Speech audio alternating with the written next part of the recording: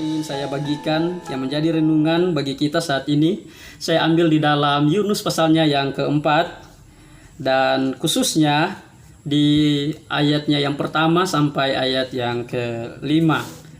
Mendengar nama Yunus, pikiran kita langsung teringat kepada seorang pemberontak yang mengingkari panggilan Tuhan ketika Tuhan mengutus dia untuk menjadi misionaris di kota Nineveh. Walaupun Yunus adalah seorang pemberontak, tetapi bagi saya dia adalah seorang patriot yang sejati. Mengapa? Kita hidup di zaman di mana egosentrisitas dan promosi diri telah membudaya. Kita menyaksikan dalam kehidupan tiap hari orang-orang berlomba-lomba untuk mempromosikan diri, menampilkan kemolekan, menampilkan kehebatan, kepintaran, pendidikan yang tinggi, kehormatan, serta semua keunggulan yang mereka miliki. Sebaliknya, semua kelemahan, keburukan sifat, semua kekurangan dan kesalahan yang pernah mereka buat, mereka sembunyikan, ditutupi, dan sedapat mungkin tidak ada orang yang mengetahuinya supaya mereka terlihat sempurna. Dan dalam menjalani kehidupan ini, hampir kita tidak menemukan ada seseorang yang berani menuliskan sendiri keburukan sifatnya, kesalahannya, kejatuhannya untuk dibaca oleh orang lain. Tetapi tidak demikian dengan Yunus. Kita perlu ingat bahwa Yunuslah yang menulis kitab yang menggunakan namanya itu. Dan kita melihat di sana, dia tidak malu menuliskan sendiri keburukan sifat yang dia miliki, kesalahannya, untuk dibaca oleh orang lain dan menjadi pelajaran bagi mereka. Untuk alasan inilah saya menganggap dia sebagai seorang patriot. Dan perlu kita ketahui bahwa kalau kita meluangkan waktu sedikit saja untuk belajar tentang Yunus, Alkitab sangat menghormati Yunus ini. Di dalam 2 Raja-Raja 14 ayatnya yang ke-25, Alkitab memberikan gelar yang luar biasa kepada Yunus. Di sana dikatakan dia sebagai hamba Tuhan dan nabi yang berasal dari Gad-Hefer. Bukan hanya itu, Yesus sendiri menghormati dia. Di dalam Matius pasalnya yang ke-12 ayat 39, dia menghormati Yunus sebagai seorang nabi. Walaupun dia dikenal sebagai pemberontak, tetapi kita lihat di sini di dalam teks Alkitab bahwa Alkitab dan Yesus sendiri memberikan kehormatan kepadanya. Kitab Yunus dimulai dengan cerita tentang panggilannya, di mana Tuhan memanggil dia untuk menjadi alat Tuhan, menjadi agen keselamatan Tuhan kepada bangsa Nineveh. Yunus memiliki arti nama merpati. Tetapi kita tahu dia adalah merpati pemberontak, merpati yang tidak suka menurut. Ketika Tuhan memanggil dia untuk menjadi agen keselamatan Tuhan kepada bangsa kafir, kepada bangsa Nineveh, dia tidak mau pergi ke sana. Kenapa? Alkitab menggambarkan kota Nineveh itu dengan gambaran yang sangat luar biasa kejahatannya. Di dalam Nahum pasal 3 digambarkan dengan jelas tentang kejahatan kota Nineveh. Melihat pada kejahatan kota ini, sebagian orang melihat bahwa Yunus tidak mau pergi ke Nineveh karena takut nanti menjadi korban kejahatan mereka. Tetapi tidaklah demikian. Alasan Yunus tidak mau pergi ke Nineveh itu dijelaskannya sendiri dalam doanya kepada Tuhan. Di dalam Yunus pasalnya yang keempat yang menjadi renungan kita saat ini, ayat yang pertama sampai ayatnya yang kelima. Yunus pasal 4 dimulai dengan kekesalan dan kemarahan hati Yunus kepada Tuhan. Tetapi hal itu sangat mengesalkan hati Yunus, lalu marahlah ia. Dan di dalam kemarahannya itu dia berdoa kepada Tuhan, katanya, "Ya Tuhan, bukankah telah kukatakan itu ketika aku masih di negeriku? Itulah sebabnya maka aku dahulu melarikan diri ke Tarsis. Sebab aku tahu bahwa Engkaulah Allah pengasih dan penyayang, yang panjang sabar dan berlimpah kasih setia, serta yang menyesal karena malapetaka yang hendak didatangkannya." Jadi inilah alasan kenapa Yunus tidak mau pergi ke Nineveh. Alasan kenapa Yunus mau lari ke Tarsis. Dia melihat karena Allah itu pengasih, penyayang, panjang sabar, dan berlimpah kasih setia dan suka mengampuni. Mengapa Yunus marah dengan sifat Tuhan ini?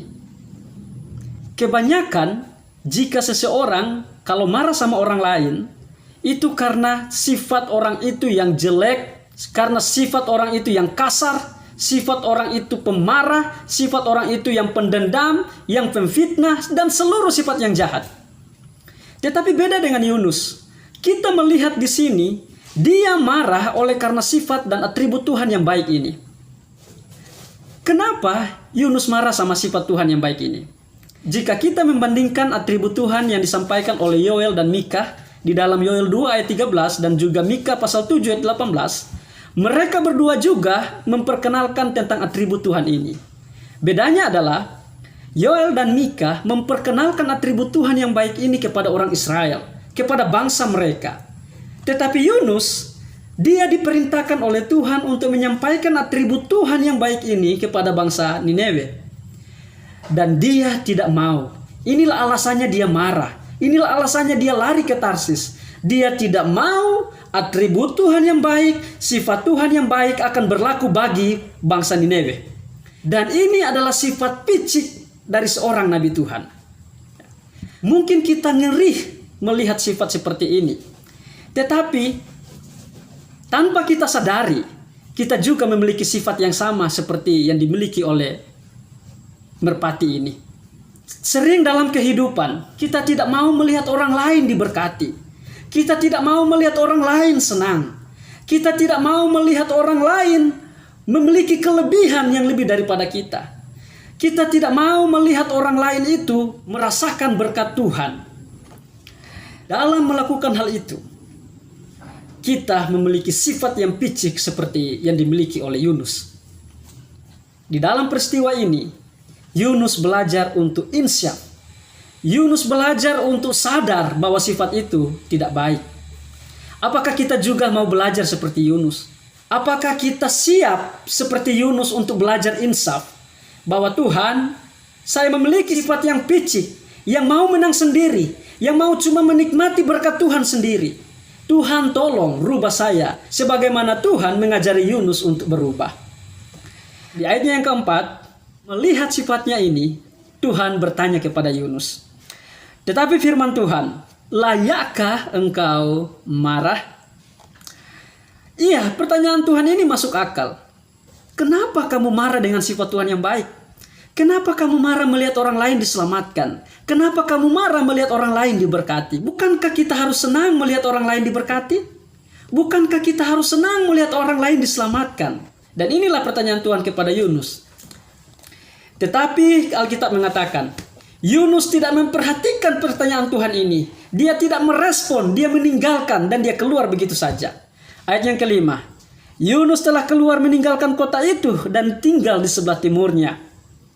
Ia mendirikan di situ sebuah pondok dan ia duduk di bawah naungannya menantikan apa yang akan terjadi atas kota itu. Kata menantikan yang dalam bahasa aslinya adalah kata ra'ah, yang mengartikan melihat. Kata ini, ra'a ini adalah kata yang sama yang digunakan oleh Tuhan di dalam pasalnya yang ketiga ayatnya yang ke-10. Ketika Allah melihat ra'ah perbuatan mereka itu, yakni bagaimana mereka berbalik dari tingkah lakunya yang jahat, maka menyesallah Allah karena malapetaka yang telah dirancangkannya terhadap mereka, dan ia pun tidak jadi melakukannya. Ada pelajaran yang menarik di sini yang ingin saya bagikan. Baik Yunus dan Tuhan, mereka sama-sama melihat pada objek yang sama, pada kota Nineve yang dipenuhi dengan orang-orang yang jahat. Perbedaannya adalah Tuhan melihat pada kota Nineve dan penduduknya di sana dengan harapan mereka itu bertobat dan diselamatkan, sementara Yunus melihat pada kota Nineve dan penduduknya itu dengan harapan mereka tidak bertobat dan dibinasakan oleh Tuhan. Ini pelajaran yang luar biasa bagi kita.